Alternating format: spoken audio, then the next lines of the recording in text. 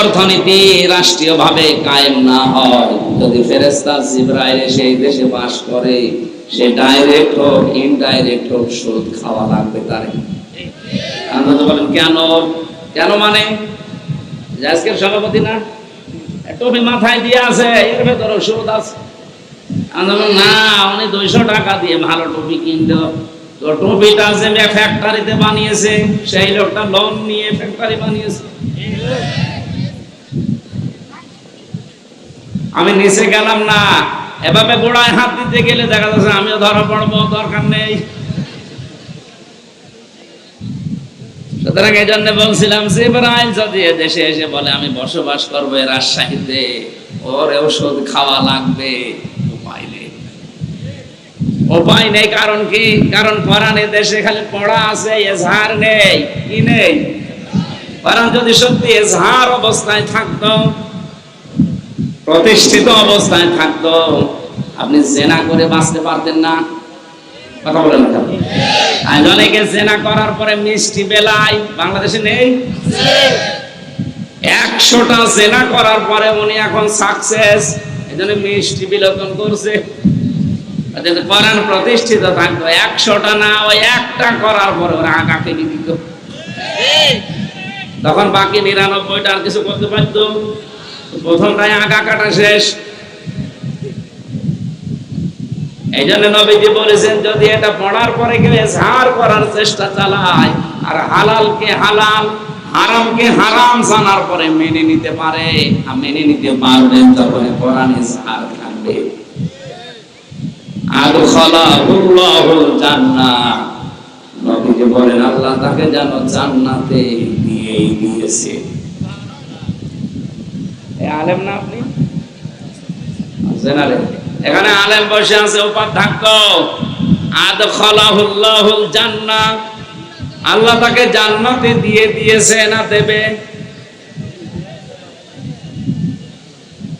এটা মাঝি আদখালা ইয়াদখিলু, তার মানে আপনাকে আল্লাহ জান্নাতে দিয়েই দিয়েছে। অতীতের শব্দ। প্রশ্ন আসতে পারে এখনো তো মরলাম না, জান্নাতে গেলাম কি করে? তার মানে সত্যি যদি আপনি কোরআন পড়ার মতো পড়েন, এই যে মান কোরআন কোরআনা, যে ব্যক্তি কোরআনকে পড়েছে, এখন কোরআন কি? কোরআন পড়ার ব্যাপারে আল্লাহ পাক 3টা শব্দ কোরআনে দিয়েছেন, কোরআন, বাতালা, তালাওয়া। এই 3টা শব্দের অর্থ হচ্ছে শুধু পড়া না, শুদ্ধ করে পড়া, ওর মানে বা অর্থ বোঝা, ওখান থেকে প্রাপ্ত জ্ঞানের উপরে প্র্যাকটিক্যাল লাইফে সেট করা। 4 নম্বরে ওই জ্ঞানটা মানুষের কাছে পৌঁছিয়ে ওটা মানার ব্যবস্থা করে দেওয়া। তাহলে যে কোরআন পড়ে তার ভেতরে কয়টা জিনিস পেলাম? 4টা। বলেন বলেন, আরো জোরে বলেন। 1 নম্বরে কোরআন পড়তে হবে কি করে? শুদ্ধ। আরো জোরে বলেন বলেন। শুধু শুদ্ধ করে পড়লেই হচ্ছে না, ওটার মানে অর্থ বুঝতে হবে। বাংলাদেশের 100 জনের 95 জন মানুষ কোরআন শরীফ পড়তে পারে না শুদ্ধ করে। আর অর্থ বোঝা এটা তো বাদই দিলাম। এখানে শুধু উপাধ্যক্ষ সাহেব আর মাওলানা আব্দুল কায়েম বাদ দিয়ে একটা মানুষকে দেখান তো যে পড়া কোরআনের অর্থ একটা একটা করে বলতে পারবে। অথচ অনেক কামেল পাশ মাওলানা আমরা বসে আছি। গিরিশচন্দ্র সেনের নাম শুনেছি আমরা, নরসিংদী বাড়ি, বেটা হিন্দু মানুষ। কোরআন শরীফ পড়া না, কোরআনের অর্থ ব্যাখ্যা এমনকি তাফসীর লিখেছে এই লোকটা। আমি বিশ্ববিদ্যালয়ে থাকাকালীন ওর লিখিত একটা তাফসীর পেয়েছিলাম, লেখক হচ্ছে গিরিশচন্দ্র সেন ভাই। বলেন একটা হিন্দু মানুষ। আমরা যেখানে কোরআনের 5টা অর্থ করতে পারি না, আর ওর প্রতিটি শব্দের এক একটা শব্দের কমপক্ষে 33টার উপরে অর্থ মুখস্থ ছিল, নয়তো তাফসীর লিখতে পারতো না। কোরআনে এমন এমন শব্দ আছে যে শব্দ একটা অর্থ না একাধিক অর্থ আছে, যেখানে যে অর্থ সেট হয় ওখানে ওই অর্থ আপনাকে পড়া লাগবে। তাড়াতাড়ি বসো। এখানে কোরআনে কারীম নবীজি শব্দ দিয়ে যে বললেন মান কারাল কোরআনা, যে ব্যক্তি কোরআন পড়ে, পড়ার ভেতরে অর্থ কয়টা পেলাম? শুদ্ধ করে পড়া, বুঝতে পারা, ওর উপরে নিজে কাজ করা, ওইটা মানুষকে পৌঁছিয়ে মানানোর ব্যবস্থা করে দেওয়া। এইভাবে যদি আজ বাংলাদেশের ৯৬% মুসলমানেরা সত্যি কোরআন পড়তো, আর এটা ইজহার করার জন্য যদি ৯৬% মানুষই চেষ্টা চালাতো, তাহলে হালালকে হালাল জানা আর হারামকে হারাম জানার পরে মেনে নেওয়া সহজ হতো না কঠিন হতো? পানির মতো হয়ে যেত।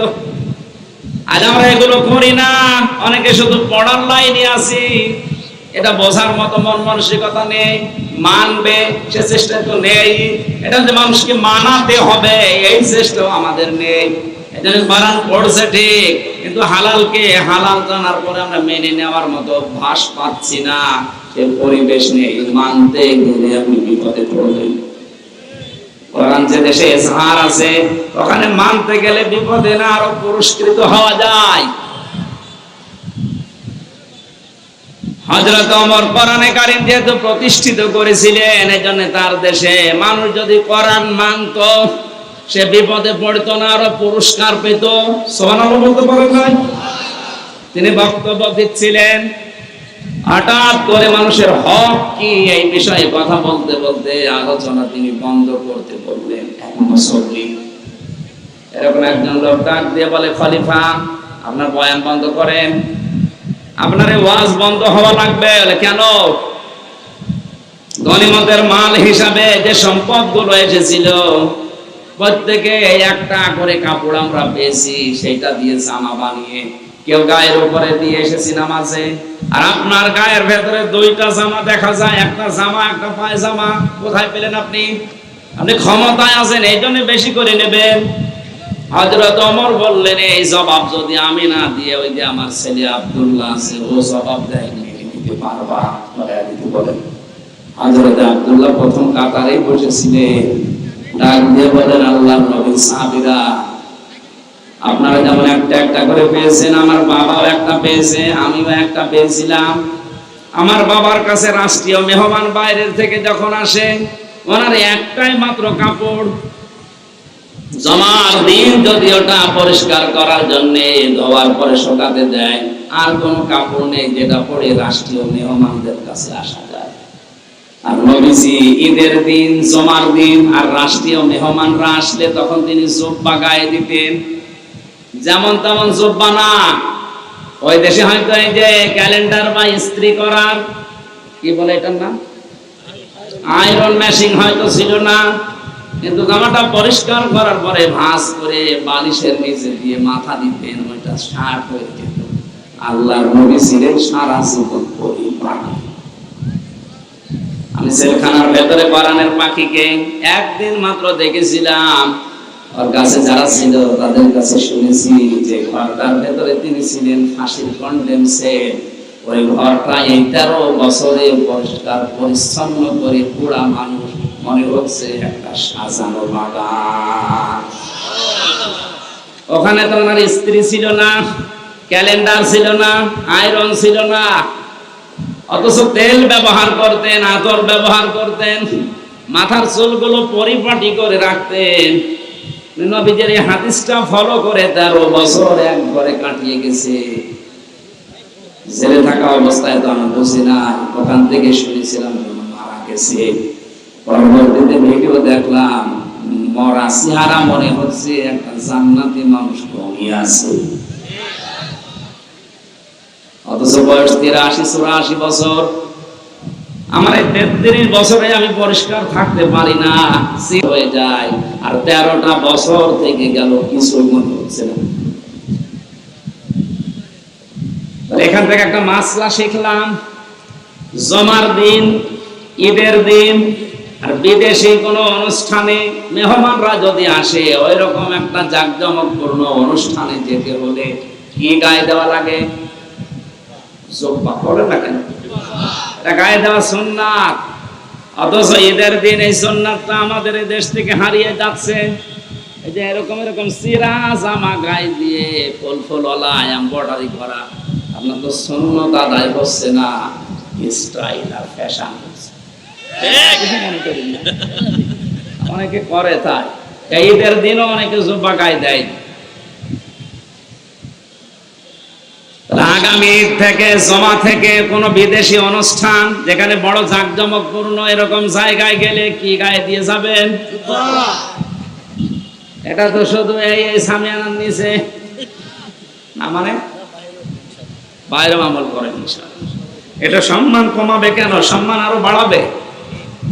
নবীজির কোন সুন্নতে মানুষের সম্মান কমে দুনিয়াদারদের কাছে? যাদের ভেতরে আল্লাহর ভয় আছে তাদের সামনে গেলে আপনার সম্মান আরো বাড়বে।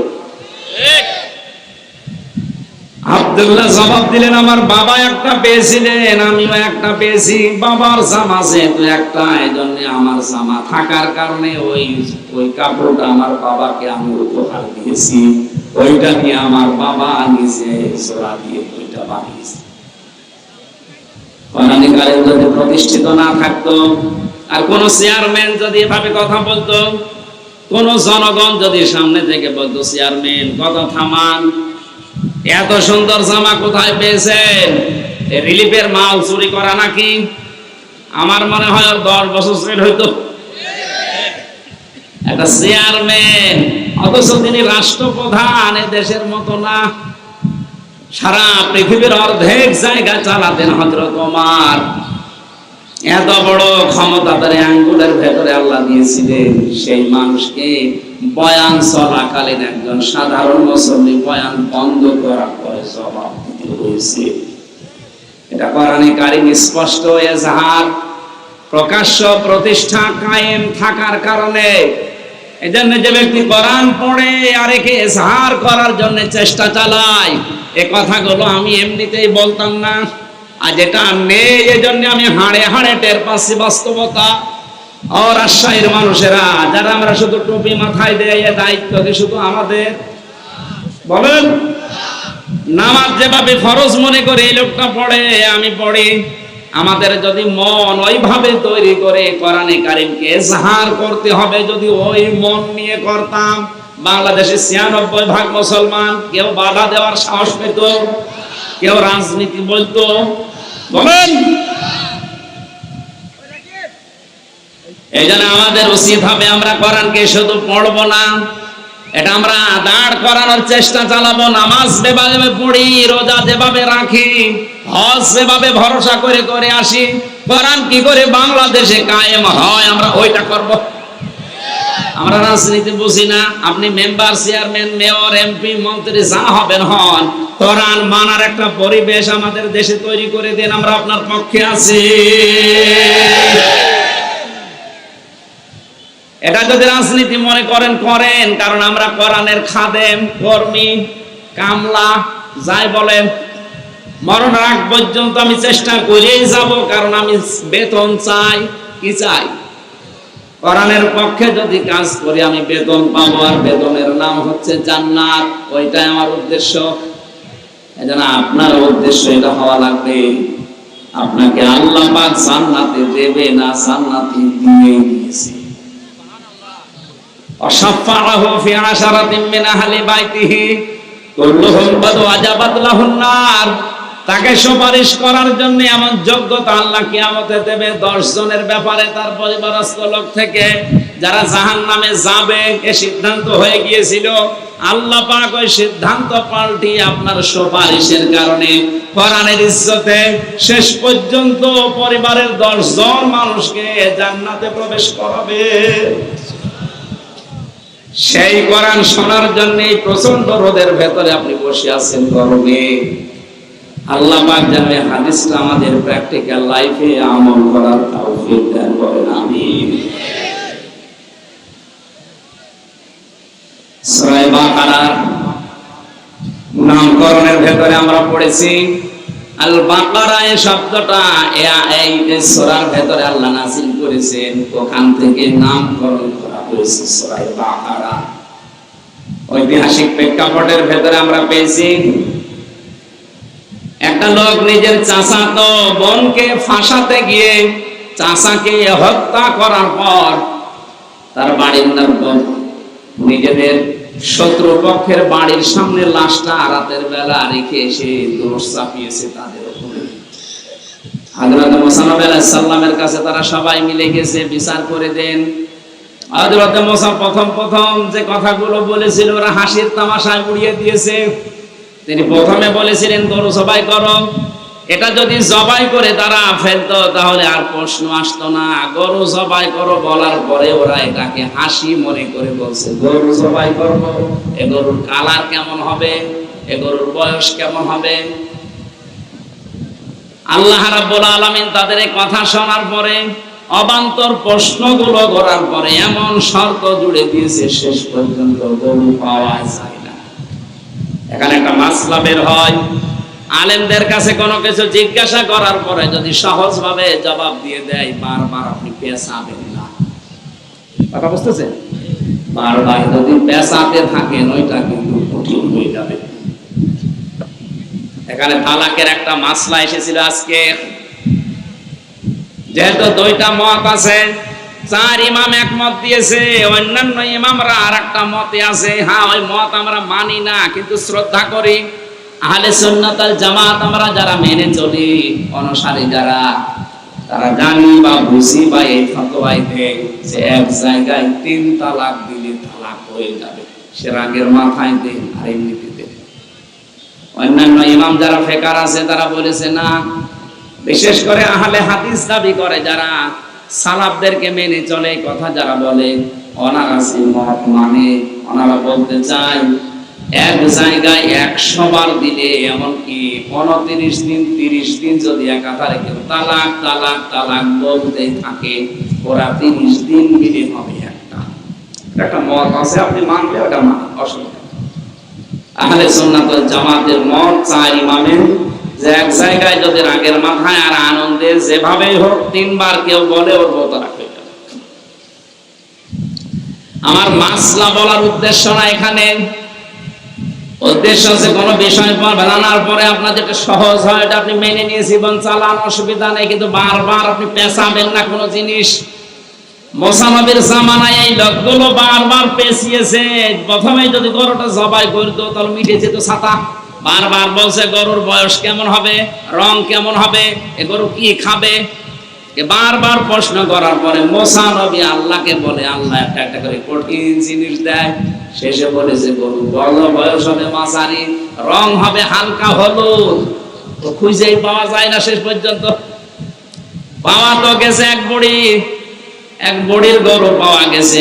সবাই টাকা পয়সা কালেকশন করে গরুটা জবাই করার পরে যখন গোশতটা ওই মৃত মানুষের লাশের উপরে লাগিয়েছে, মৃত মানুষ থেকে কথা বের হয়েছে, হ্যাঁ আমাকে হত্যা করেছে আমার নিজের আপন ভাইয়ের ছেলে, আমার ভাতিজা। শত্রুপক্ষকে ঘায়েল করার জন্য, তাদেরকে দুর্বল করার জন্য এই কাজ করেছে। আপনি এখান থেকে কি বুঝলেন? শুধু ঘটনা শুনে হা করে আছেন কেন? কিছু নিয়ে যাওয়া লাগবে এখান থেকে। নিজে অন্যায় করার পর নিরপরাধ কোন ব্যক্তি, কোন জাতি, কোন গোষ্ঠী, কোন দলের উপরে দোষটা যদি চাপিয়ে দেন, আজ হোক কাল হোক, ওইটা কিন্তু প্রকাশ হবে। যদিও এই দেশে হয় না। 2 দিন আগে সিএম কাদেরের বক্তব্য শোনেননি? 1 মিনিট 37 সেকেন্ড উনি বক্তব্য দিয়েছে, সব ফাঁস হয়ে গেছে। সত্য যা বলেছে কথাটা একেবারে খাপের খাপ। মমতাজের বাপ লিখে দিয়েছে। আমি নাম নিলাম না, তাই বাস্তবে এটাই। নিজে অন্যায় করছেন, আজ নিজে জুলুম করছেন, আর একটা নিরপরাধ ব্যক্তি, গোষ্ঠী, দল, জাতি তার উপরে দোষটা চাপিয়ে নিজে মনে করছেন আমার কিছু হবে না। আরে উপরে বসে উনি তো আর ক্ষীর খাচ্ছে না, উনি সব দেখতেছে। ওয়ালা তাহসাবান্নাল্লাহা গাফিলান আম্মা ইয়া'মালুস সালিহুন, ইন্নামা ইউআখিরুহুম লিয়াউমিন তাশখাসু ফীহি আবসার। সূরা ইব্রাহিম 13 নম্বর পারা 19 নম্বর পৃষ্ঠা 12 নম্বর লাইনের 42 নম্বর আয়াতে আছে। এটা ফি জিলালিল কোরআন তাফসিরে পাবেন। আল্লাহ পাক বলেন, হে নবী, আপনি কি মনে করেন যে জালেমদের সম্পর্কে আমি গাফেল, কিছু মনে রাখি না, কিছু খোঁজ রাখি না? কে বলেছে? সবচাইতে বেশি নজর আমার জালেমদের দিকে। যেদিন চক্ষু উল্টিয়ে যাবে, ইন্নামা ইউআখিরুহুম লিয়াউমিন তাশখাস ফীহিল আবসার। মানুষের যেদিন দিক দাঁড়া হারিয়ে যাবে, চোখ উল্টানোর মতো হবে, এই দিন পর্যন্ত ওদেরকে আমি একটু ছাড় দিয়েছি। সুতরাং জালেম যারা আছেন, নিজের নফসের উপরে, পরিবারের উপরে, সমাজের উপরে, জনগণের উপরে জুলুম করছেন, থামেন আপনি। আপনাকে আল্লাহ ছাড় দিয়েছে, ছেড়ে দেবে না। কোরআনে কারিমের সবচেয়ে ভয়ঙ্কর আয়াত আমার কাছে সূরা শুরা 25 নম্বর পারা 6 নম্বর পৃষ্ঠা 12 নম্বর লাইনের 42 নম্বর আয়াতটা মনে হয় আমার কাছে। আপনি দেখেন তো, ইন্নামাস সাবিলু আলাল্লাযীনা ইয়াযলিমুনা নাস ওয়া ইয়াবগুনা ফিল আরদি বিগাইরিল হক। এটা আখির আয়াত। আল্লাহ পাক বলেন, অবশ্যই আমি আল্লাহ মামলা দেব। এই এদিকে তাকান, অবশ্যই আমি আল্লাহ মামলা দেব, আমি কেস করব, আমি বাদী। কে বলেন তো? আল্লাহ নিজে মামলা দেবেন, বিচার করবেন কে? আসতে বলে, মামলা দেবেন কে? বিষয়টা কেমন মনে হচ্ছে? আমার যিনি বিচারক ছিলেন হাইকোর্টে, ওই লোকটা যদি বলে আমি আমির হামজার এই মামলার নিজেই বাদী, আমার কোনোদিন জামিন হওয়া সম্ভব?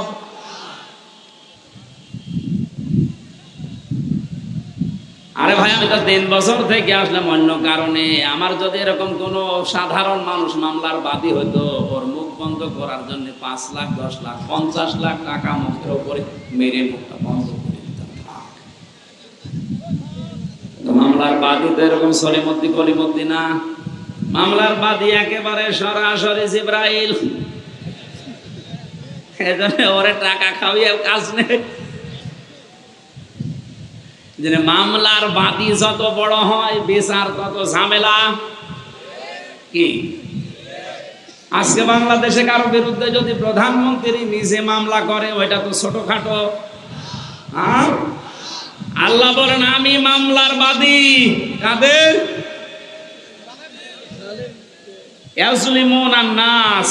ইয়াজলিমুনা এটা মুজারে, বর্তমান ভবিষ্যৎ, প্রেজেন্ট ফিউচার। এখানে ইয়াজলিমুনাল মুসলিমুনা নেই, ইয়াজলিমুনা নাস। যারা মানুষ হয়ে মানুষের উপরে জুলুম করে, তাদের অধিকার নষ্ট করে, আল্লাহ বলেন আমি নিজে তাদের মামলার বাদী, আমি নিজে মামলা করব। বাংলাদেশে আয়াতটা মিলিয়ে দেখেন, 100 জনের আমার মনে হয় 95 জন এখন আল্লাহর মামলার আসামি। আমরাও। আমার তো আয়াতটা পড়ার পরে ভয় হচ্ছে, এটা আল্লাহবাদী কেস। এখানে যদি পুলিশ এসে কোনো কাজ করে, আপনি যদি বাধা দেন, তাহলে কেস হবে পুলিশবাদী কেস। এক কথা বলছেন না? আল্লাহর কাছে বাধা এটা, কারণ মানুষ আল্লাহর, এই মানুষের উপরে জুলুম করলে মামলা দেবে কে? আল্লাহ। এটা কি বাদী কেস? আল্লাহবাদী কেস। কি বাদী? বাংলাদেশে হাজার হাজার মানুষ এখন আল্লাহবাদী কেসের আসামি। বিচারপতি যদি বলে আমি তোর মামলার বাদী, তুই আর জামিন কিয়ামতের আগে পাবি না। আল্লাহ নিজে মামলার বাদী। বলেন আপনাকে কোন বাবা জামিন দেবে? বলেন। আপনি তো আশা করে আছেন না আমি বড় পীরের মুরিদ, ও পীরের কি হবে? ও তো আসামি। ও আসামি না? আর আমার কোরআন পড়ার পরে যতটুকু ধারণা, বিশ্বাস জন্মিয়েছে, কিয়ামতের দিন সূরা আবাসার তাফসিরে আছে, প্রথমে মানুষের কাছ থেকে তার ভাই পালিয়ে যাবে, তার মা পালাবে, তার বাবা পালাবে, তার বউ পালাবে, তার সন্তানাদি পালাবে, তার আশপাশের লোক যারা ছিল তাকে সাহায্য করত, আশ্রয় দিত, তার ফাসিলাতি হিল্লাতি তুবি, এরা পালিয়ে যাবে। এমনকি তার নেতা নেত্রী যাদের নাম করে দুনিয়ায় নিরাপদ মনে করত, এরাও পালাবে। এবার বলেন যে 7 প্রকার মানুষের নাম বললাম, বিপদে পড়লে ভাই, স্ত্রী, সন্তান, মা, বাবা, নিজের আশপাশের লোক, গোষ্ঠী, জাতি, দলের লোক, এরা এগিয়ে আসে না দূরে যায়। আর কোরআন বলছে মরণের পরে এরা আগে ভাগবে। তাহলে আপনার এই কথা, কোরআনের বিশ্বাস যদি জন্মায় যে এটা সত্য কথা, বিশ্বাস করতে পারেন কিয়ামতে অনেক পীর বলবে আল্লাহ আমি পীরই ছিলাম না, ও যে আমার মুরিদ দাবি করছে, আমি তো পীরই ছিলাম না, আমি সাধারণ হামজা, কিসের পীর, ওরে আমি মুরিদ পাবো কোথায়? সুতরাং এই ধান্দায় যারা আছেন যে দুই পীরের মুরিদ, দুইজন শুধু হাত ধরে এইভাবে মারবে আর জান্নাতে যেয়ে পড়বেন, জান্নাত না জাহান্নামে পড়বে। কারো উপরে ভরসা করে লাভ আছে না। যাদের নাম আল্লাহ দিলেন এরাই যদি পালায়, পীর সাহেব বললাম না, বলবে আল্লাহ আমি পীর ছিলাম না, তুমি অন্য কিছু করো। কারণ আমরা যেন আল্লাহর মামলার আসামি হয়ে না যায়, খুব ভয়ঙ্কর জিনিস এটা। আল্লাহ রাব্বুল আলামিন সূরা বাকারার ভেতরে নামকরণে গুরুত্বপূর্ণ এই শিক্ষাটা আমাদের দিতে চাইলেন। নিজে অন্যায় করে যদি নিরপরাধ কোনো মানুষকে ফাঁসিয়ে দেন, মনে করছেন এই দলের লোক, এই গোষ্ঠী, এই জাতি, এই লোকটাই যাতে যারা সাপোর্ট করে তারা বিপদে পড়ে যাবে না। উনি তো বসে বসে ঘাস কাটতেছে না, উনি সব দেখছে। আসমাউ ওয়া আরা, আমি সব দেখছি, আমি সব শুনছি। মুসা নবীকে যেই দিন ফেরাউনের সামনে হযরতে মুসাকে আল্লাহ লাগিয়ে দেন, যান লাগেন, ওরা যখন বড় বড় যেসব সাপ বানিয়ে বিচ্ছু বানিয়ে ফেলছিল, মুসা নবী মানুষ হিসাবে ভয় পেয়ে গিয়েছিল। আল্লাহ বললেন না, ভয় পেও না, চিন্তা করো না, আমি দেখছি এবং আমি শুনছি। ময়দানে ফেরাউনের সামনে তোমারে নামিয়ে আমি বসে বসে আরো সে তামসা দেখছি না, আমি আছি। সে আল্লাহ এখন কি দুর্বল? উনি দেখতে পাচ্ছে না? আমার বিশ্বাস 100 ভাগ উনি দেখছে এবং শুনছে। জালেমদেরকে শুধু ছাড় দিয়েছে, কিন্তু ছেড়িয়ে দেবে না। ইন্না বাদশা রব্বিকা লাশাদীদ, আমার ধরা বড় শক্ত ধরা, এমনিতেই কিছু বলি না, কিন্তু যদি ধরি পরে আর ছাড়ি না। আল্লাহর ধরার আগে আপনি যেন নিজে সংশোধন হয়ে যান, এই জন্য আজকের মাহফিল। আজকে সূরা বাকারার নামকরণে কি পেলাম? নিজে অন্যায় কাজ করে কোন নিরপরাধ ব্যক্তি, গোষ্ঠী, জাতি, দলের উপরে যদি চাপিয়ে নিজে মনে করেন আমি নিরাপদ হয়ে গেলাম, পারবেন না। যে কোনো কায়দায় সত্যের কাঁটি নড়বেই, আপনাকে আল্লাহ ধরাবেই। এই বিশ্বাস কোরআনে করেন তো? আল্লাহ তাআলা সূরা বাকারা থেকে এই শিক্ষাটা নিয়ে আমাদের প্র্যাকটিক্যালি আমল করার তৌফিক দিন, আমিন। 190 নম্বর আয়াত থেকে আমরা পড়েছি। আল্লাহ রাব্বুল আলামিন বলেন কাতিলু, তোমরা লড়াই করো। শব্দটা শুনলে যেন মনে হচ্ছে আল্লাহ মনে হয় মারামারির পক্ষে। হ্যাঁ, কে আপনি জিজ্ঞেস করেন তো, যারা বাংলা পড়তে পারে বলেন কাতিলু, তোমরা সবাই মিলে লড়াই করো। কাতালা ইয়াকাতিলু মুকাতালাতান, এটা ভাবে মুফাআলা, এর বাংলা অর্থ হচ্ছে পরস্পর লড়াই করা, পরস্পর মুখোমুখি লড়াই করা, মারামারি করা। তাহলে আল্লাহ মারামারির পক্ষে। ফালাম তাকতুলুহুম ওয়ালাকিন্নাল্লাহা কাতালাহুম, সূরা আনফালের ভেতরে আল্লাহ জানিয়েছেন, এরা 17 নম্বর আয়াত, হে নবী আপনি তো ওই কাফেরদেরকে হত্যা করেননি, বরং আমি আল্লাহ নিজে তাদেরকে হত্যা করেছি। ওমা রামাইতা ইয রামাইতা ওয়ালাকিন্নাল্লাহা রামা, ওই যে বালি নিক্ষেপ করেছিলেন ওটা আপনি নিক্ষেপ করেননি, ওটা শুধু সামনে আপনি ফিকে মেরেছিলেন। বাকি প্রত্যেকের চোখের উপরে পৌঁছিয়ে দেওয়ার দায়িত্ব পালন করেছি আমি, আল্লাহর কুদরত। এই সমস্ত আয়াতগুলো দ্বারা বোঝা যায় আল্লাহ মারামারির পক্ষে। কেন এই শব্দটা দিয়ে আল্লাহ আয়াত শুরু করলেন? বিশ্বে যদি আপনি শক্ত হতে দাঁড়াতে না পারেন, এরকম শক্তি সামর্থ্য যদি তৈরি করতে না পারেন, বিড়াল পর্যন্ত আপনার দিকে বড় চোখ করে তাকাবে। আপনি একটু ঘুরে দাঁড়ান, একটু শক্ত হন, পেছনের শক্তি সঞ্চয় করেন। কোরআনে কারীম জানিয়েছে, হে নবী, ওরা ইসলাম ধ্বংস করার জন্য যেইগুলো হাতে নেয় উল্টিয়ে ওইটা আপনি ইসলামের পক্ষে কাজে লাগাতে দাঁড় করান। আজ ওরা অস্ত্র শস্ত্র তৈরি করছে ইসলাম ধ্বংস করার জন্য, আপনি উল্টিয়ে ওইটা ইরানের মতো শক্তিশালী হন। আজ ইরানের মতো যদি ওরা যাই করুক না কেন, যে মুসলিমদের বলেন, ইরানের মতো যদি বিশ্বের 57টা মুসলমান রাষ্ট্র একটু দাঁড়িয়ে যেত, ইসরায়েল এমনিতেই ভয়ে পোশাক করে ফেলত। বাকিগুলো সব এই 56টা আছে বিড়ালের মতো, আর ওই 81 হয়ে করবে কি? আজকাল দোয়া করার পক্ষে আছে ফিলিস্তিনকে বাঁচাও না, আল্লাহ কাতিলু দিয়ে আয়াত শুরু করতেন না? মারামারি করো, লড়াই করো, সংগ্রাম করো। লড়াই সংগ্রাম করতে হলে পেছনে যেটা লাগে সে ব্যাকআপ আমাদের নেই। আমরা 57টা মুসলিম রাষ্ট্রকে আহ্বান জানাবো, সবাই শক্তি সঞ্চয় করেন। ওদের তো শক্তি শুধু ইমানের কোনো শক্তি নেই, ওদের বাহ্যিক কিছু শক্তি আছে, ওগুলো ধ্বংস করার জন্য আমাদের যাই আছে এর সাথে ইমানের শক্তি যোগ হলে সব প্রসাবের মতো ভেসে যাবে। হ্যাঁ, ওদের লড়াই আর আমাদের লড়াইয়ের ভেতর পার্থক্য আছে। আমাদের লড়াইটা ইবাদত, আর ওদের লড়াইটা, যারা ইমানদার তারা লড়াই করবে কিন্তু রাস্তা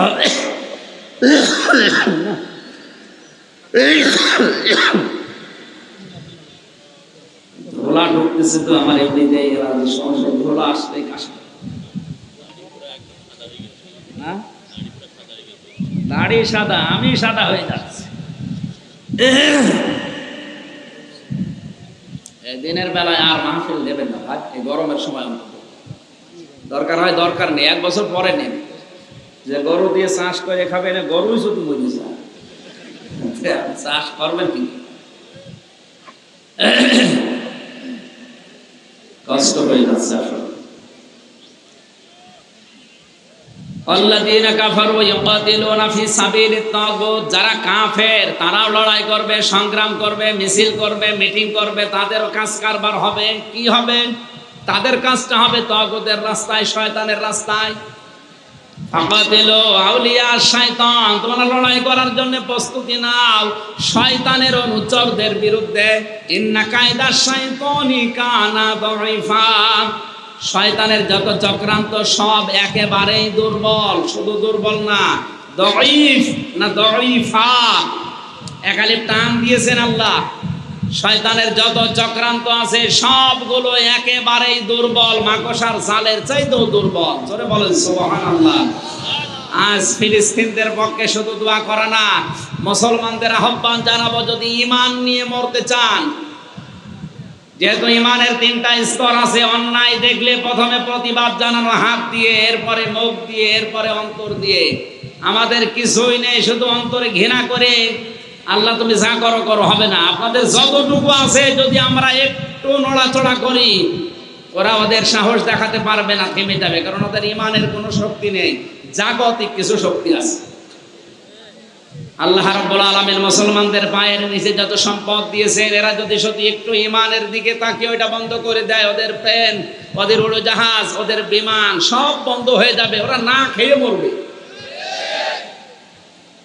আল্লাহ বিশ্বের মুসলমানদেরকে এটা বোঝার তৌফিক তুমি জরুরি দান করো, বলেন আমিন। আল্লাহ মারামারির পক্ষে এসে এই কথা এমনিতে বলে না। আমাদের মারামারি হবে, আমাদের লড়াই হবে, সংগ্রাম, মিছিল, মিটিং, যাই বলেন, বৈঠক, সব আল্লাহর রাস্তায়। কার রাস্তায়? ওরাও করবে ওগুলো, কিন্তু ওরা শয়তানের রাস্তায়, মানুষের তৈরি করার নিয়ম নীতি কায়েম করার জন্য। আল্লাহ তাআলা এতটুকু বলে শেষ করে দেননি, আল্লাযীনা ইউকাতিলুনাকুম, তোমরা তাদের বিরুদ্ধে লড়াই করো যারা তোমাদের বিরুদ্ধে লড়াই করে। আজ তামাম দুনিয়ার সবচাইতে বড় মাজলুম জাতি মুসলমানেরা। ইসরায়েল যেভাবে মুসলমানদেরকে হত্যা করার জন্য আরম্ভ করেছে, আমরা মনে করছি শুধু ফিলিস্তিনের ব্যাপার। কে বলেছে আপনাকে? ওরা যেভাবে আরম্ভ করেছে, 2 দিন পরে না জানি আপনার উপরও এটা আসে কিনা। এই জন্য সতর্ক এখন থেকে হওয়া লাগবে, না তো ঈমান নিয়েও মরতে পারবেন না, বেঈমান হয়ে মরা লাগবে। আমাদের লড়াই সংগ্রাম হবে, কিন্তু সাবধান আমরা যেন সীমা লঙ্ঘন না করি। নিজের রাগের বশবর্তী হয়ে কারো উপরে দোষারোপ করা, অত্যাচার করা, কাউকে কালার করা, এটা জায়েজ নেই। ওয়ালা তা'তাদু, সীমা লঙ্ঘন করবা না। যে 27 প্রকার মানুষকে আল্লাহ পৃথিবীতে সবচাইতে বেশি ঘৃণা করে, তার অন্যতম এরা। 1 নম্বরে যারা সীমা লঙ্ঘন করে তাদেরকে আল্লাহ ঘৃণা করেন। আমরা এ দলে যেন না থাকি, বলেন আমিন।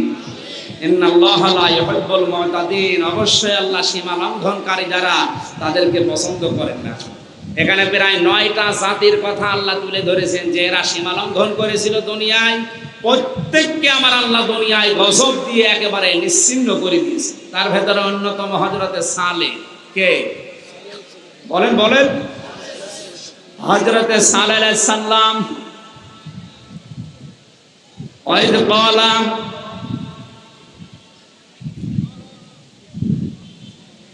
কোরআনে কারীমের সূরা আনআমের আরাফের সূরা আরাফের ভেতরে আল্লাহ ঘোষণা দিয়েছেন তাদের বিরুদ্ধে।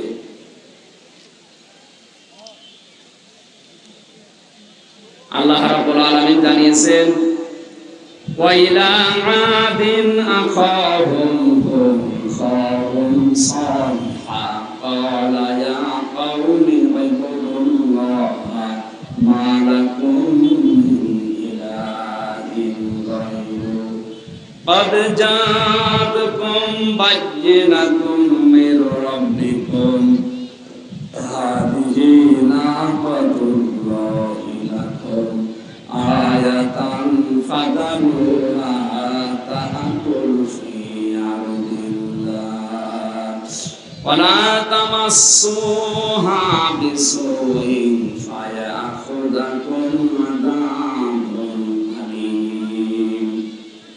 সূরা আরাফের ৭৩ নম্বর আয়াতে আল্লাহ বলেন, আমি যখন সামুদ জাতির নিকটে তার ভাই হযরতে সালেহ আলাইহিস সালামকে পাঠিয়েছিলাম, হযরতে সালেহ তার জাতির কাছে এসেই বলেছিল, আল্লাহর ইবাদত করো, তার সাথে কাউকে শরীক করবে না। অবশ্যই তার পক্ষ থেকে তোমাদের কাছে স্পষ্ট দলিল আর প্রমাণ নিয়ে আমি এসেছি।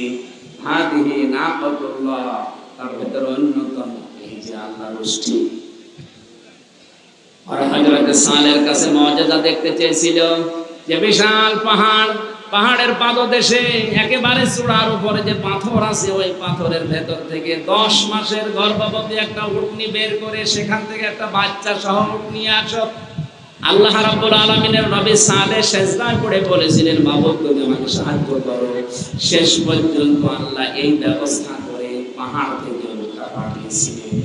ওটা যখন নেমে আসছিল, এটা তাফসীরে খাসেনের ভেতরে আছে, উটনি যখন 10 মাসের গর্ভবতী উটনি নেমে আসতেছে বাচ্চা সহ, হযরতে সালেহ ওটা দেখার পরে বললেন, হাদিহি নাকাতুল্লাহ, এটা আল্লাহর উষ্টি। আয়াতান, এটা নিদর্শন, ফাদারুহা, তাদেরকে ছেড়ে দাও, এদের দুইজনকে ধরবা না। তাকুল ফি আরদিল্লাহ, আল্লাহর জমিনে রেখে বেড়াবে, যা ইচ্ছা খাবে, যা ইচ্ছা পান করবে। এর কাছে কোনো খারাপ উদ্দেশ্য নিয়ে কেউ যেতে পারবা না। যদি যাও আল্লাহর কঠিন আযাব আসবে। এবার আমার শিক্ষা আয়াতের, আপনারা আছেন তো? তারা আল্লাহর নবীর কাছে মুআজিজা চেয়েছিলেন, আল্লাহ পাক নবীর দরখাস্ত অনুযায়ী মুআজিজা পাঠিয়েছিলেন। এই মুআজিজার কাছে খারাপ উদ্দেশ্যে যাওয়া নিষেধ ছিল। মুআজিজার যেখানে ইচ্ছা যাবে, যা ইচ্ছা খাবে। কিন্তু জাতির লোকেরা ভুল করেছিল এইটা, মুআজিজা যেখানে ইচ্ছা যাবে, যা ইচ্ছা খাবে, খেতে তো দেয়নি, যেতে তো দেয়নি। আগে তার বাচ্চাটাকে মেরেছে, এরপরে উষ্টিটাকে মেরেছে। আল্লাহ রাব্বুল আলামিন বলেছিলেন, যেখানে যাবে, যেখানে খাবে, খারাপ উদ্দেশ্য নিয়ে আসবে না। এসেছিল আল্লাহ এই সীমা লঙ্ঘনের কারণে আযাব দিয়ে পুরা জাতিকে আল্লাহ ধ্বংস করে দুনিয়া ইতিহাস তৈরি করে রেখেছেন। এটা আবার কোরআনে দিয়েছেন খেলা করার জন্য, শিক্ষা নেওয়ার। সালেহ আলাইহিস সালামের যে মুআজিজা উষ্টি, তার চাইতে আমাদের নবীর মুআজিজা কোরআন দামি কম না বেশি? বলেন বলেন। আল্লাহ রাব্বুল আলামিন কোরআনে কারীমকে নাযিল করে জানিয়েছেন, কোরআন যেখানে ইচ্ছা যাবে, যা ইচ্ছা করবে। কারণ 500 বিধানে কোরআনে আল্লাহ দিয়েছেন। এই 500টা বিধান ব্যক্তি, পরিবার, সমাজ, রাষ্ট্রে সব জায়গায় যাওয়ার ক্ষমতা রাখে না? রাখে না? আজ আমরা যারা বাধা দিতে চাই যে না এখানে আসতে দেব না, এখানে আসতে দেব না, কোরআন শরীফ থাকবে শুধু এতিমখানায়, মসজিদে, খানকায়, মাদ্রাসায়, বাকি যে জায়গাগুলো আছে একটা জায়গায় আমরা কোরআন আসতে দেব না। আপনি বাধা দিচ্ছেন আল্লাহর আয়াতকে। এই কথা বলেন না কেন? সূরা হাসাবের 34 নম্বর আয়াত, এখানে রব্বুল আলামিন জানিয়েছেন, আযকুর রাব্বাকা ফি বাইতিকা আযকুরনা মা ইতলা ফি বুয়ুতিকুন্না মিন আয়াতিল্লাহি ওয়াল হিকমা। তোমরা তোমাদের ঘরের ভেতরে আল্লাহর আয়াতগুলো এবং হিকমতপূর্ণ বিষয়গুলো তেলাওয়াত করো। তাফসিরে আমি 9টা ঘরের কথা পেয়েছি। এখানে ঘর মানে শুধু আমাদের এই বেড়ার ঘর না, এখানে ঘর মানে যারা পৃথিবী চালাতে পারে তাদের ঘর। এই বাংলাদেশ যারা চালায় আমরা তাদের ভেতরে অন্যতম মনে করি সংসদ ভবন। এক কথা বলেন না কেন? বিভিন্ন মন্ত্রণালয় বলেন, এরপরে বিভিন্ন এমপিদের যে জায়গাগুলো আছে, এরপরে ডিসিদের যে ঘরগুলো আছে, এসপিদের ঘর আছে, টিওনোদের ঘর আছে, ওসিদের ঘর আছে, মেয়রদের ঘর আছে, সর্বোপরি উপজেলা চেয়ারম্যান এবং মেম্বারদের ঘর আলাদা আলাদা আছে না নেই? এই ঘরগুলোর ভেতরে যদি আল্লাহর আয়াতগুলো তেলাওয়াত হইতো, আর যদি বুঝে বুঝে এই 1634 জন মানুষ পড়তে পারতো, এগুলো যদি প্র্যাকটিক্যালে সেট করে ফেলতো, আল্লাহর এই আয়াত, আল্লাহর নিদর্শন যেখানে যাওয়ার ইচ্ছা ছিল সেখানে আজ চলে যেত। আমরা আজ বাধা দিয়ে নিজেদের ক্ষতি করছি। ওরা যেমন সীমা লঙ্ঘন করে আল্লাহর আযাব নিয়ে এসেছিল, আমরাও আল্লাহর আযাব এখন ডেকে নিয়ে আসতেছি। এই যে তাপদাহ চলতেছে তীব্র, 44 ডিগ্রি চলছে চুয়াডাঙ্গায়, 43 ডিগ্রি 44 ডিগ্রি এমনি না, সৌদি আরবে এত নেই। আমি তো কিছুদিন আগে সৌদি থেকে আসলাম, 27 ডিগ্রি 28 ডিগ্রি চলছিল, আর এখানে চলছে 44 45। এটাকে রহমত না গজব? যাহারাল ফাসাদু ফিল বাররি ওয়াল বাহরি বিমা কাসাবাত আইদিন নাস লিইউযিকাহুম বা'দাল্লাযী আমিলু লাআল্লাহুম ইয়ারজিউন। সূরা রুমের 41 নম্বর আয়াত। আল্লাহ তাআলা বলেন, জলে স্থলে যে বিপর্যয়গুলো দেখতে পাও একটাও আমি পাঠাই না, সব তোমাদের হাতের কামাই করা।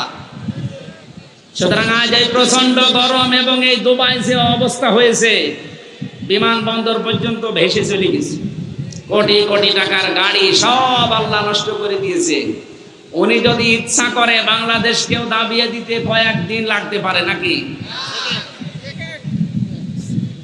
এটা শুধু মুখে বলেন, একটু বিশ্বাসে এনে বা ভেতরে ভয় তৈরি হয় না যে আল্লাহ আমাদেরকে তুমি তীব্র গরম যদি দিতে পারো, এ দেশটাকে 100 হাত মাটির নিচে ওই ডেড সি যেটা করেছিল লূত নবীর জামানায়, ওইটাও আল্লাহ করতে পারে না? কক্সবাজারের যে সমুদ্র সৈকত, যে পানির অবস্থা, আমার মনে হয় যদি 200 হাত উঁচু হয়ে পানি একবারে আসে, এ দেশ খুঁজে পাওয়া যাবে? আর আল্লাহ এখন ক্ষমতায় নেই তাই আপনারা বিশ্বাস করছেন, অনেক ক্ষমতায় থাকলে ঠিকই বিশ্বাস করবেন। আল্লাহ বলেন আমি এগুলো কেন দেই মাঝে মাঝে, যে প্রচন্ড গরম, দুবাইয়ের এই বিমানবন্দর উড়িয়ে দেওয়া এমনি দেয়নি, দিয়েছি এই কারণে মানুষ যেন একটু টের পায় যে তার হাতের কামাই করা বিষয়ের কি আযাব। এগুলো আমি মজা চাকতে দেই যেন ফিরে আসে, কিন্তু মানুষ তো ফিরে আসে না, ওদের বৃদ্ধি আরো বাড়ে, বলে এগুলো প্রাকৃতিক দুর্যোগ। প্রাকৃতিক দুর্যোগ বলে কিছু নেই, সব আমাদের হাতের কামাই করা বস্তু। আল্লাহর এই আয়াত, আল্লাহর নিদর্শন, এই মুজিজা কোরআন, যেখানে ইচ্ছা যাবে, যা ইচ্ছা খাবে, যেখানে ইচ্ছা ব্যবহার হবে, এগুলো আমরা করতে দেইনি। সালেহ আলাইহিস সালামের জামানায় উটকে যেমন ওরা ক্ষতি করেছিল, আমরাও আজ বিভিন্ন জায়গায় ডাইরেক্ট ইনডাইরেক্ট কোরআনের ক্ষতি করছি। আল্লাহ আমাদেরকেও আযাব পাঠাচ্ছে এই কারণে। আমরা কোরআনকে যেখানে যাওয়ার দরকার ওখানে পৌঁছিয়ে দেই, আমার জীবনও উন্নত হবে, দেশেরও সমৃদ্ধি বাড়বে। দ্বিতীয় নম্বরে আল্লাহ দিয়েছেন হযরতে সালেহ আলাইহিস সালামের পরে দিয়েছেন শুআয়ব আলাইহিস সালামের জামানার কিছু কথা। এগুলো এই যে 7টা বা 9টা জাতির কথা কোরআনে আল্লাহ তুলে দিলেন শিক্ষা নেওয়ার জন্য। শুআয়ব আলাইহিস সালামের জাতিকে আল্লাহ ধ্বংস করেছিলেন 2টা কারণে। কয়টা? আজকে আমি রাজশাহী শহরে বিমানবন্দরের পেছনে যেখানে জমান নামাজ পড়িয়েছি, ওখানে এই 2টা বিষয় টাচ দিয়েছিলাম। শুআয়ব আলাইহিস সালামের জাতিকে আল্লাহ ধ্বংস করেছিলেন কয়টা অপরাধের কারণে? সীমা লঙ্ঘন করেছিল তারা 2টা বিষয়ে। 1 নম্বরে ফাউফুল কাইলা ওয়াল মিজান ওয়ালা তাবখাসুন নাসা আশিয়াহুম ওয়ালা তুফসিদু ফিল আরদি বা'দা ইসলাহিহা। ওরা ওজনে কম বেশি করত, এ বাংলাদেশে তো নেই। ওজন মানে আপনি কি মনে করেন শুধু দাড়ি পাল্লায় যারা ওজন করে এই ওজন? না, এই যে আমি যে চেয়ারে বসে আছি এখানে ওজন আছে, কারণ আমি যা পড়ে এসেছিলাম, যা বলতার জন্য এসেছিলাম, আজ অনেকের কারণে এগুলো ডেলিভারি দিতে পারছি না, বলতে পারছি না। আমি নেওয়ার সময় তো ঠিকই লেখাপড়া করে নিয়েছিলাম, দেওয়ার সময় এখন আর ডেলিভারি দিতে পারছি না, আমিও ধ্বংসের ভেতরে আছি। আর আমাকে যারা এভাবে বাইন্ডিং দিয়েছে তারা নিরাপদে আছে। আপনিও ওজনে কম বেশি করছেন। আজ কলেজ, বিশ্ববিদ্যালয়, বিভিন্ন মাদ্রাসা, হাই স্কুলের শিক্ষক শিক্ষিকা যারা ক্লাসে দেওয়ার সময় আর ঠিক মতো দিতে চায় না, বলে প্রাইভেট পড়া লাগবে, কোচিং করা লাগবে। অথচ ওনারা কিন্তু শিক্ষা নেওয়ার সময় ভালোভাবেই শিক্ষা নিয়েছিল। আপনি নেওয়ার সময় তো বিভিন্ন জায়গায় শিক্ষা ভালোই নিলেন, দেওয়ার সময় এখন আর দিতে চান না, তখন প্রাইভেট পড়া লাগবে, কোচিং করা লাগবে। আপনি ওই লুমিল মুতাফফিফিনের ভেতরে সামিল। যারা নেওয়ার সময় বেশি নেয়, দেওয়ার সময় কম দেয়, এদের জন্য আল্লাহ বলেন এরা ধ্বংস হয়ে যাক। বলেন নাউজুবিল্লাহ। এইরকম সীমা লঙ্ঘন আমাদের দেশেও চলছে। ওজনে কম বেশি করা এটাও ধ্বংসের কারণ। এরকম 7টা বিষয় আমি সামারাইজ করেছি। যারা অশ্লীলতা ছড়ায়, যারা অপচয় করে, যারা এই পৃথিবীতে অশ্লীলতা ছড়াচ্ছে, অপচয় করছে, এবং যারা সবগুলো আমার নোটে আমার মনে নেই এখন। 27টা বিষয় আমার পড়া ছিল। এই 27টা বিষয় যে মানুষগুলো দুনিয়াতে আঞ্জাম দেবে, করবে, তার অন্যতম সীমা লঙ্ঘন করা। এদেরকে আমার আল্লাহ নিজের পক্ষ থেকে জানিয়েছেন, আমি এদেরকে ভালোবাসি না, ঘৃণা করি, ঘৃণা করি, ঘৃণা করি। আল্লাহ আমাদেরকে জুলুম যে মানুষগুলো করবে, জুলুমকারী, তাদেরকে আল্লাহ পছন্দ করেন না। যারা ন্যায় বিচারের পরিবর্তে জেনে শুনে অবিচার করে, তাদেরকে পছন্দ করেন না। সবগুলো আমার সিরিয়াল আকারে মনে নেই। আমরা আগামী